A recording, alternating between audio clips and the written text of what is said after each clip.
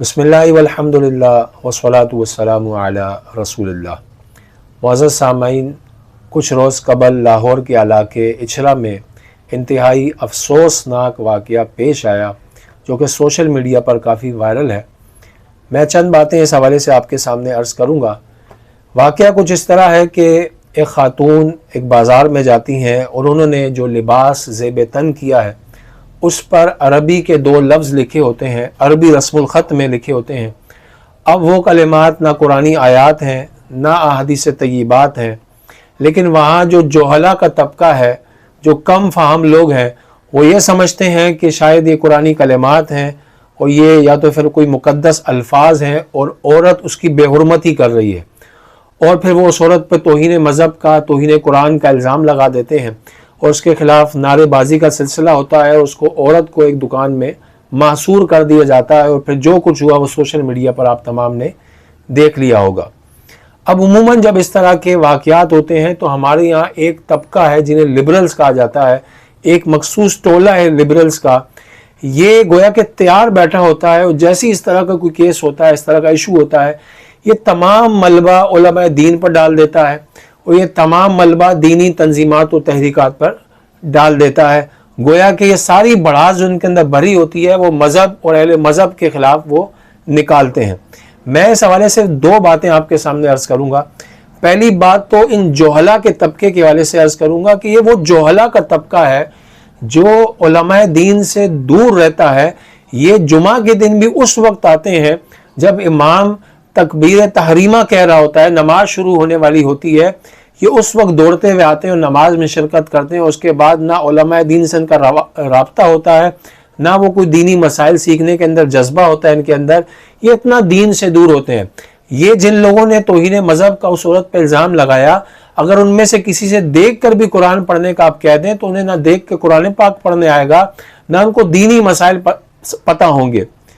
ان لوگوں کی وجہ سے دین کو اتنا نقصان ہوتا ہے، بالخصوص وہ علماء، وہ تنظیمات و تحریکات جو ملک اور بیرون ملک کے اندر دین کا ایک وسیع کام کر رہے ہوتے ہیں، ایک بڑی سطح پر دین کا کام کر رہے ہوتے ہیں، ان جوہلا کو اس کا شعور بھی نہیں ہوتا کہ ان لوگوں کے ان کاموں میں کتنا اثر پڑتا ہے، کتنے ان کے کام متاثر ہوتے ہیں۔ بالخصوص بیرون ممالک میں جو تنظیمات، جو تحریکات کام کر رہی ہوتی ہیں، ان کے امور کتنے متاثر ہوتے ہیں، کتنی پابندیاں ان پر عائد ہو جاتی ہیں، اور ان جوہلا کی ان حرکتوں کی وجہ سے دین کے کتنے امور رک جاتے ہیں۔ لیکن ان جوہلا کو اس بات کا بالکل شعور نہیں ہوتا، بلکہ ان کی وجہ سے وہ تنظیمات و تحریکات جو ہمارے ملک کے اندر ان لبرلز کے خلاف، ان مخصوص ٹولے کے خلاف جو توہین مذہب کے قانون اور توہین رسالت کے قانون کے خلاف ہر دن بول رہے ہوتے ہیں، ہر روز کے خلاف پروپیگنڈا کر رہے ہوتے ہیں، تو وہ دینی تنظیمات جو ان کے خلاف کام کر رہی ہوتی ہیں، ان تحریکات کو کتنا نقصان پہنچتا ہے۔ اس کیس میں بھی آپ نے دیکھ لیا ہوگا، ساری ذمہ داری ایسی تحریکات پر ڈال دی جاتی ہے اور سارا ملبہ ان تحریکات پر ڈال دیا جاتا ہے، اور ان کا جو اتنا بڑا کام ہوتا ہے جو ان لبرلز کے خلاف کر رہے ہوتے ہیں، یا بالخصوص وہ ہمارے ملک میں دینی قوانین کے دفاع میں جو ورک کر رہے ہوتے ہیں، ان کے امور بھی متاثر ہو جاتے ہیں۔ لیکن ان جوہلا کے طبقے کو اس کا شعور بالکل بھی نہیں ہوتا، اور وہ اپنے ان جذبات کے اندر اتنے مذہب کو نقصان پہنچا چکے ہوتے ہیں۔ تو ایسے لوگ بالکل بھی ان کو رخصت نہیں ملنی چاہیے، اور جو ان کے خلاف قانونی کارروائی بنتی ہے وہ قانون کو کرنی چاہیے تاکہ ان کو سزا ملے، اور آئندہ ایسے امور ان کی طرف سے نہ ہو جن کی وجہ سے ہمارے ملک کو بھی نقصان ہوتا ہے، علماء دین کو بھی نقصان ہوتا ہے، دینی تنظیمات و تحریکات کو بھی نقصان ہوتا ہے، اور ملک اور بیرون ملک کے اندر جو دینی کام ہو رہے ہوتے ہیں، جو ایک وسیع کام دین کے چل رہے ہوتے ہیں، وہ بھی ان کی وجہ سے متاثر ہو جاتے ہیں۔ اور یہ بھی میں عرض کرنا چاہتا ہوں کہ توہین مذہب کا الزام اتنا حساس معاملہ ہے، اور بالخصوص اس کیس کے حوالے سے ایک مسلمان خاتون ہے، یہ اس کے اوپر توہین مذہب کا الزام لگانا اور ایک کافر پر توہین مذہب کا الزام لگانا، میں دونوں اعتبار سے آپ کے سامنے گفتگو کر رہا ہوں کہ مسلمان پہ توہین مذہب کا الزام لگانا یہ کتنا حساس معاملہ ہے کہ ایک خاتون جس نے توہین قرآن نہیں کی، جو کہ ثابت بھی ہو گئی، توہین قرآن کا مطلب قرآن کی توہین کرنا کفر ہے، اور آپ نے اس عورت پر یہ الزام لگایا کہ اس نے توہین قرآن کی، تو آپ نے کتنا بڑا الزام لگایا۔ یعنی ایک مسلمان کو حدیث میں فرمایا گیا جس نے کسی مسلمان کو کافر کہا، اگر وہ کافر نہیں تو کفر کہنے والے کی طرف پلٹ کر آ جائے گا، اور آپ نے اس کو اتنا بڑا الزام لگا دیا۔ اور ایک کافر پر بھی آپ الزام لگائیں گے تو کتنا حساس معاملہ ہے یہ۔ اور ہمارے ملک کے اندر اس ایک کافر شخص کو آپ اگر نے یہ کہہ دیا ہے غیر مسلم کو کہ اس نے توہین مذہب کی ہے، تو اس کی جان کو آپ نے کتنے خطرے میں ڈال دیا، جبکہ آپ کو اس کا شعور بھی نہیں ہے توہین مذہب کیا ہے۔ اور میں یہ بھی عرض کروں، یہ ان عوام کا کام نہیں ہے کہ وہ کسی معاملے پر یہ رائے دیں کہ یہ توہین ہے یا یہ گستاخی ہے، یہ توہین قرآن و توہین مذہب ہے۔ یہ علماء دین کا کام ہے، یہ اہل دین کا کام ہے، یہ اہل قانون کا کام ہے، مجتہدین اور مفتیان کرام کا کام ہے۔ وہ کسی امور کے اوپر غور و فکر کریں اور بعد میں اس کے حوالے سے رائے دیں کہ یہ توہین ہے یا نہیں ہے۔ عوام کا تو کام ہی نہیں ہے کہ وہ اس امور کے اندر مبتلا ہوں اور وہ خود ہی از خود فیصلہ کر لیں کہ توہین مذہب ہے، اور چوک چورائے پہ فیصلے شروع ہو جائیں اور قانون کو ہاتھ میں لے لیا جائے۔ قانون کو ہاتھ میں لینے کی تو صورت بنتی ہی نہیں ہے، یہ تو جائز ہی نہیں ہے کہ قانون کو ہاتھ میں لیا جائے۔ اور اس لباس کے حوالے سے بھی میں ایک گزارش یہ عرض کروں گا کہ لباس کا جہاں تک شرعی اعتبار سے تعلق ہے کہ اس کا شرعی حکم کیا ہے، تو دیکھیں صحیح بخاری کے اندر ایک حدیث موجود ہے، 126 نمبر حدیث ہے۔ اس حدیث کا عنوان جو امام بخاری نے قائم کیا ہے، جو حدیث کا عنوان امام بخاری قائم کرتے ہیں، جو باب باندھتے ہیں، وہ امام بخاری نے جو اس حدیث سے سمجھا ہوتا ہے وہی باب آپ باندھتے ہیں۔ تو باب آپ نے یہ قائم کیا، باب من ترک بعد الاختیاری مخافت ان یکثر فہم بعض الناس عنہ فیقعوا فی اشد منہ۔ اس کا ترجمہ یہ ہے کہ باب اس بارے میں کہ کوئی شخص بعض باتوں کو اس خوف سے چھوڑ دے کہ کہیں لوگ اپنی کم فہمی کی وجہ سے اس سے زیادہ سخت، یعنی اس سے زیادہ ناجائز اور حرام باتوں میں مبتلا نہ ہو جائیں، اس لیے کسی کام کو ترک کر دینا۔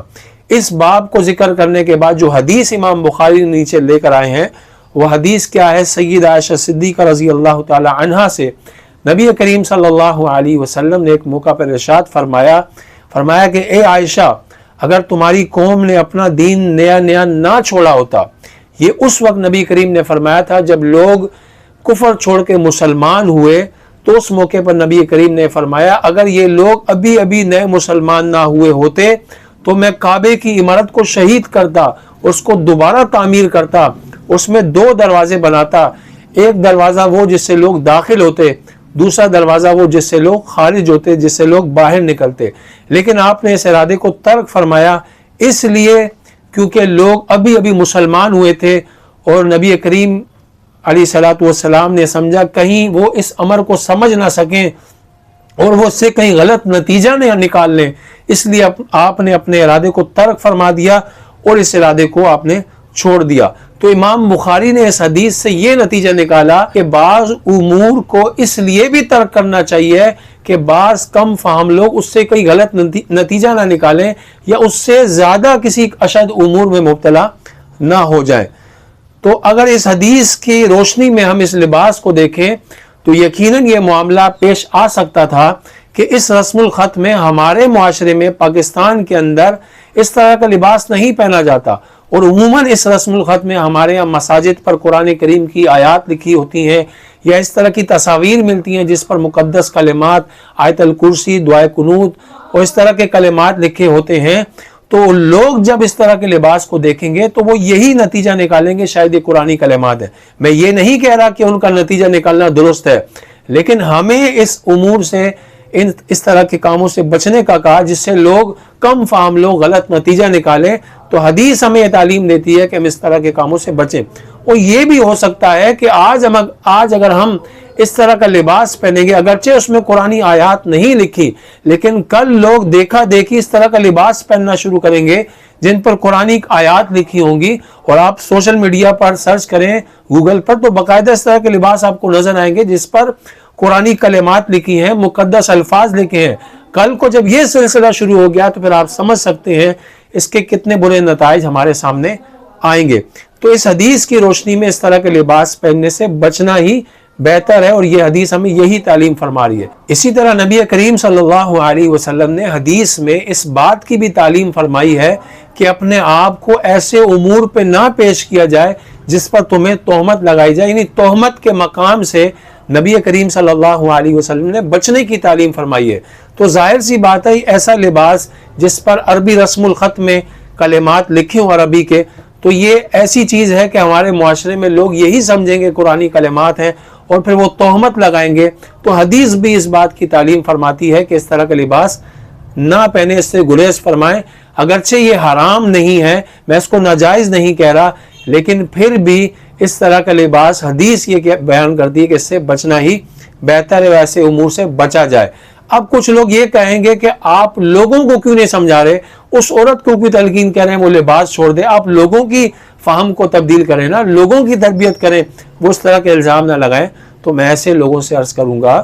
یہ تو ہم عرض کر ہی رہے ہیں کہ لوگوں کو اس طرح کے الزامات نہیں لگانے چاہیے، وہ ان کو خود فیصلہ نہیں کرنا چاہیے، کسی پر بدگمانی نہیں کرنی چاہیے، یہ تو اسلام کی تعلیمات ہے۔ لیکن جو ہماری ذمہ داری یہ بنتی ہے کہ رسول اللہ صلی اللہ علیہ وسلم نے جو یہ تعلیم فرمائی ہے کہ ایسے امور سے بچیں جن سے لوگ تشویش میں مبتلا ہو سکتے ہیں یا لوگ بدگمانی کریں گے، تہمت لگائیں گے، تو ہماری بھی ذمہ داری حدیث کے مطابق یہ بنتی ہے ایسے امور سے بچیں۔ ورنہ رسول اللہ صلی اللہ علیہ وسلم بھی چاہتے